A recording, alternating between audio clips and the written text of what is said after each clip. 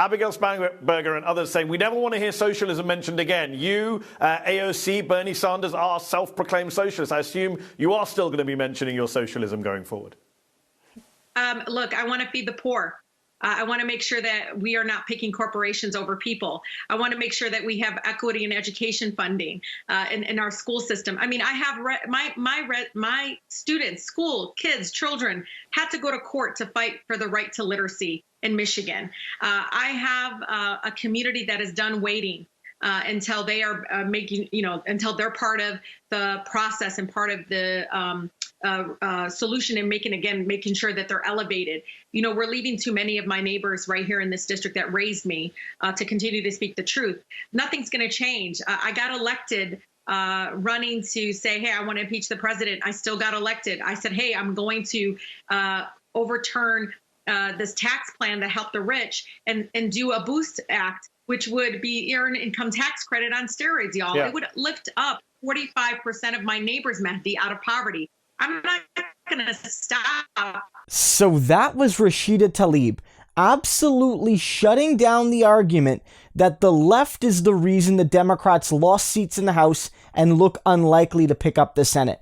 You're seeing this from Morning Joe Scarborough and from right-wing corporate Democrats like Abigail Spanberger and Jim Clyburn, that supposedly Medicare for all, defund the police, these sorts of policies, even though the Democrats did not run on these policies, and even though Joe Biden ran explicitly against defund the police and Medicare for all, that these sort of policies are the reasons we lost close districts all over the country, the reasons we didn't pick up Maine in the Senate, we don't look likely to pick up North Carolina, we don't look likely to pick up so many, like that's why.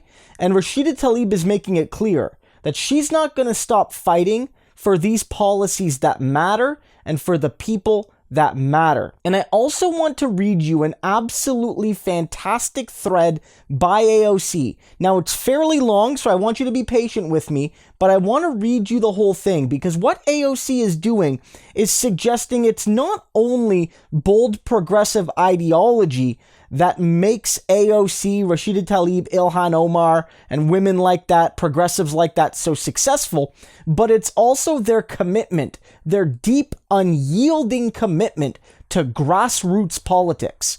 And that whether it's on policy that cares about grassroots Americans, or whether it's about how you reach those people, the corporate Democrats don't seem to get it. And until they get it, they're going to continue to lose close races to Republicans all over the country. So AOC says here, there are folks running around on TV blaming progressivism for Dem underperformance. I was curious, so I decided to open the hood on struggling campaigns of candidates who are blaming progressives for their problems. Almost all had awful execution on digital during a pandemic. Underinvestment across the boards. Some campaigns spent $0 digital the week before the election. Others who spent did so in very poor ways. If I only spent $12,000 on TV the week before an election and then blamed others after, you'd ask questions. That's how it looks seeing this. Ideology plus messaging are the spicy convos a lot of people jump to, but sometimes it's about execution and technical capacity.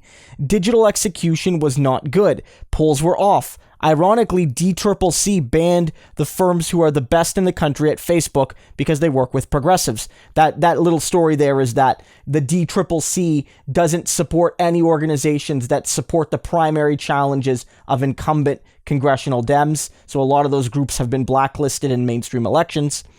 Also, the decision to stop knocking on doors is one people need to grapple with and analyze. Ilhan Omar and Rashida Tlaib never stopped and may well have helped deliver a Biden presidency. Because of it, turnout was very high in both Ilhan Omar and Rashida Tlaib's district, and overwhelmingly Democrat, of course, because they live in blue districts. There are swing seat Dems and incumbents who co-sponsored the Green New Deal, Medicare for all, etc. And if I'm not mistaken, every single one won re-election. So the whole quote-unquote progressivism is bad argument just doesn't have any compelling evidence that I've seen. When it comes to quote-unquote defund and quote-unquote socialism attacks, people need to realize that these are racial resentment attacks. You're not going to make that go away. You can make it less effective. How do you make it less effective? Invest in on-the-ground deep canvassing. Data shows that this kind of work helps blunt the force of racial resentment at the polls. If you're always running away from convos about race, then the only people owning it are GOP. You'll lose. And on this, hand-wringing about slight POC increases for GOP in some areas, this is also an area with answers. But honestly, when it comes to Latinos, the party's just never made seriously an effort. Mexicans, Central American, Caribbean, Chicanos, Cubans are not the only important community. By the way, if white communities are getting more comfortable with overt racism or quote-unquote cultural resentment, it's only going to get harder for POC turnout to save everybody. Real organizing and strategy is needed that disarms bigotry, not avoids it. You can't just tell the black and brown and youth organizers riding in to save us every election to be quiet or to not have their reps champion them when they need us, or wonder why they don't show up for midterms when they're scolded for existing, especially when they're delivering victories. And by the way, I'm happy to see ground on things that aren't working in some areas, but finger pointing is not going to help. There's real workable and productive paths here if the party is open to us. After all, I got here by beating a Dem who outspent me 10-1, who I knew had bad polling. It's fantastic. And I know I just read that long thing to you. I don't often do that, but you needed to kind of hear that because it really does get across AOC's position.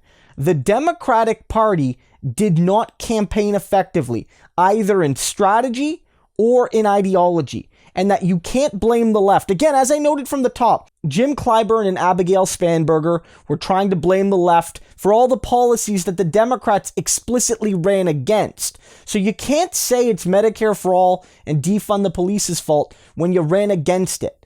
And the fact of the matter is, as AOC notes, there were moderate and swing state Democrats and swing district Democrats that signed on loud and proud to core policies like Medicare for all and a Green New Deal, and they didn't lose. These policies are not necessarily losers if you do the work and explain to folks how they benefit the 99% of people regardless of their race or their orientation or their language or their religion. A Green New Deal and Medicare for all is there for the extremely broad working and middle classes. And that's something that the Democrats absolutely failed to do. But I think it needs to be remembered that Joe Biden won in part because of Donald Trump's disastrous response to COVID. And that a lot of people still voted Republican except at president, which explains why a lot of districts flipped and why a lot of states that were either close for the Democrats or were won by the Democrats still elected Republicans, like in Maine, which went pretty strongly for Joe, but gave a healthy level of support to the local Republican candidate, Susan Collins. More needs to be done. I've talked about this a couple times since the election.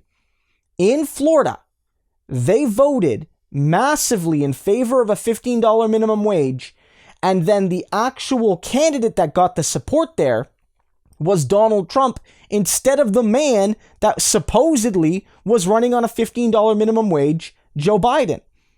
And so what AOC is saying is strategy matters, digital implementation matters, being bold matters. But what matters absolutely most of all, and it combines all of those things, is that the Democratic Party needs to do a fundamentally better job at linking its own policies and rhetoric to the material standards of working and middle-class people and how those standards will improve if you vote for the Democrats.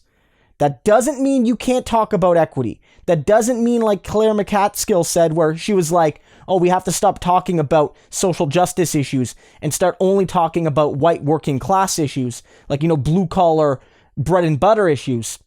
I'm not suggesting that, but what I am saying is you have policies that mean something to working class people. When the Republicans run, it's disingenuous, but when they run, what they say is, vote for me and you will save money on your taxes. Vote for me and your tax bill will be less. Vote for me and this attack on the environment will create jobs. They always create, even if it's a lie, they create a direct economic incentive argument to their bigotry and their awful policies. Vote for us, and we will do this particular thing that will either help you or punish someone you hate based on their identity or racial origin or what have you. The Democrats need to do the same. They need to say $15 minimum wage will benefit working class people, disproportionately women and people of color, and especially women of color. A Green New Deal will create good jobs for you and your children. Medicare for All will ensure that even if you lose your job, which tens of millions of people have during this crisis, you won't be without healthcare coverage. Don't let the Joe Scarboroughs of the world basically imply that this election was a repudiation of socialism. If anything, Joe Biden won in spite of the failures of neoliberal timidity. The lesson here is clear. They need to work together, the Democratic Party, to put forward a message that makes clear what economic progressive policies mean to working class people and deliver on it. If they don't, they're going to get clobbered in 2022 and in 2024.